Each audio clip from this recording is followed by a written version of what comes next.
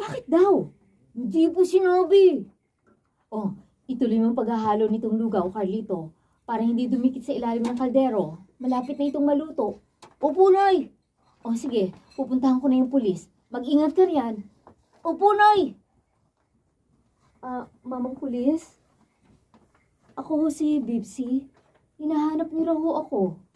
Tungkol ho ba saan? Mrs., kayo bang asawa ni Carlos Abednego? Opo, sir. Huwag ho kayong mabibigla.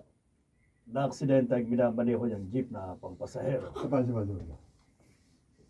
Bakit? Nakaksidente. Na-aksidente na. Oo. Mali eh. Huwag kayong mabibigla. Nakaksidente po siya. Huwag ho kayong mabibigla. Na-aksidente ang minamaneho niyang jeep na pangpasahero. Hindi. Kumusta ang asawa ko? Nasa ospital siya, kasama ng iba pang pasahero. Nabangga kasi sila nang nag-overtake na truck mula sa kabilang linya. Hindi. Hindi. Sa ospital nila si Carlos. Pupuntahan ko po siya. Diyan sa kanto.